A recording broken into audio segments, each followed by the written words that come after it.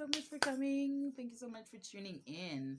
So, I just want to say thank you for the feedback. Thank you so much for um, the support that you've been giving me. I really do appreciate it. And so, today is lesson number 2. Yes, I'm pretty excited about this one. I'm excited and a bit like just a bit skeptical if I am doing the right thing or not. But I feel like this is definitely has it's not about me anymore. It's about me just maybe just helping someone out there who probably really needs, something like this. So to those that might not have like context on like what we're talking about, what is lesson number 2 about. So 3 years ago I prayed to God and asked God for a boyfriend who would become my boyfriend, my husband, and then my baby daddy. And then instead I got 3 years of being single, and these 3 years were really intentional. They were not like instead of me getting a husband, I was like trying and then it was failing. No, I literally said instead of me dating, I'm gonna put 3 years aside just serving God and not dating and nothing. And in those 3 years, I learned a lot of things. And today, I'm gonna be sharing one of those lessons that I learned. So today, I'm pretty sure now it's like it's I've already written on as the topic that there is no such thing as daddy issues. I'm pretty sure like there are those that are still want to be in there, but I'm like, what is this girl talking about? What is she saying? I'm gonna block this girl. I'm gonna unsubscribe because she don't know what I went through, but this was like what God told me in my case, particularly in my case. So before I get into that, I just want to just give a background. Like like my parents' situation, my daddy situation. So I didn't grow up with my parents, both of them. My mom and dad decided that they didn't want to be together anymore because of reasons that I will not be sharing with you tonight. So my mom left me at my aunt's place, that is my dad's younger sister, and I lived with her for 8 years, and then I moved in 2000. That's when I moved to stay with my uncle, that is my dad's older brother. And I want to say I had a great childhood. I really had a roof over my head. I had supper every night. I had, you know, clothes on me. I never slept outside. I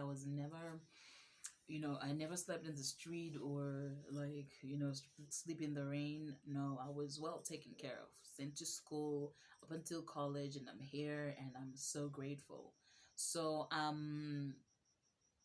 but with my dad, he would I have memories of him coming to see me. He bought me like blankets, cakes on my birthday, and most of my baby pictures is the one actually who took them because my dad was a photographer. I don't know why he let that go. So and even when he remarried, I would go on holiday. He used to stay in Blawayo, and yeah, we I was still a kid. So but then as I grew up, there were certain things that I felt like were unfair that would happen to me, and I would like think to my head that, "Ugh, this is happening to me, but my dad is alive, my dad is there, he's probably protecting me or defending me." So I sort of like grew this resentment that, what, some things are happening to me that I don't like, yet he's there, he's out there, I don't even know what he's doing. And then what made it even worse was my mom, when I went to visit her on a holiday. I think I was 16 years old. She sat with me down, and she explained to me what happened between the two of them, and she apologized, like, "I'm sorry, I wasn't there for you. I'm so sorry. I think I was very young," and things like. And she gave her explanation, which I understood. And in my head, then I was like, "Mom apologized, so Dad is also gonna apologize." So we all know our African fathers; they will never apologize. So and I want to say this. I'm not doing this video out of like disrespect to my dad. And I'm just trying to, help somebody out there who has daddy issues, and who feel like probably their parent hurt them. And I just want to share with you what God told me about that kind of situation. And for me, it's about, like absent parents. And I know for some of the people that probably gonna watch, is there are some whose parents like did really like horrible stuff to them, like molested them, raped them, or even rejected them. That's like a whole different scenario, but still the end goal is the same. Because I remember I was praying, and I believe that God said to me, Lisa, there is no such thing as daddy issues. You know why? Because it is only the devil, it's only the enemy who wants to tell you, wants to suggest to you that you needed your parent in order for you maybe to be so successful, or to be in like to have like a great life in your life. Because he said it's no excuse for you to be successful. It's no excuse for you not to have like great relationships, because you say, oh, because yeah, my dad broke me. And I'm not saying that those things don't affect you, but God is saying don't use that as an excuse for you not to have a great life. Don't use that as an excuse for you not to enjoy your life, to enjoy it. Don't let it determine your future. Don't let it destroy you. Because I remember, just so you know, I'm turning 30 and I've only had two exes. Like two exes.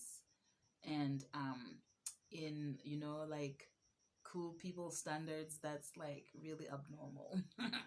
But anyway, I'm not like trying to be cool or anything, but I'm saying I never had like relationship because I was just holding this hate against my father, which also even transcended to other people that literally had nothing to do with my grudge, my resentment of my dad. Because I remember that I would always try like to annoy guys so that they could just apologize to me. But the only apology that I really needed was from my dad. And I remember this other guy that at some point was like, "You're like crazy," and I let like a lot of good guys go because I had this like resentment over my dad.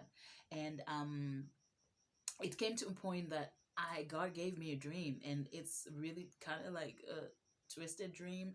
But I remember I was marrying my dad, and I was like, "What is going?" Like we were like in matrimony, like he was sitting there, and I was like in a white guy. We were supposed to get married, and I remember marching to my older sister, like marching to her, like, "What is going on? Why am I marrying dad?" And she said to me in a small, still voice, she said, "Until you stop being angry at dad, only and only then will we annul the marriage." And I woke up feeling so I could still feel the anger. And I didn't need a prophet or to explain to me what this dream meant. It simply meant that I needed to let go of this resentment over my dad if I was gonna even just have like just a healthy relationship, even just to have a healthy marriage. Because there was a time I had vowed that I am not going to get married. I want to see with him, where is he going to get the bride price from? I want to see where he's gonna get grandchildren from, because I am not gonna give him that satisfaction. But then, like, I remember, like, Lisa, my dad has had a fair share of women in his life. He's got a woman right now in his life, and his life is happy. He's happy. But I was gonna deprive myself of love. I was gonna deprive myself of marriage. I was like, good me, and just because I was so angry at my dad, and it seemed so silly. So God told me that, Lisa, there is no such thing as daddy issues. It's only the devil who tries to tell you that you needed your dad to be successful. You needed your dad to be somewhere in your life. But what about orphans? We have like a lot of orphans out there who are millionaires or billionaires that have risen above their situation. the situation. So God told me there is no such thing as daddy issues.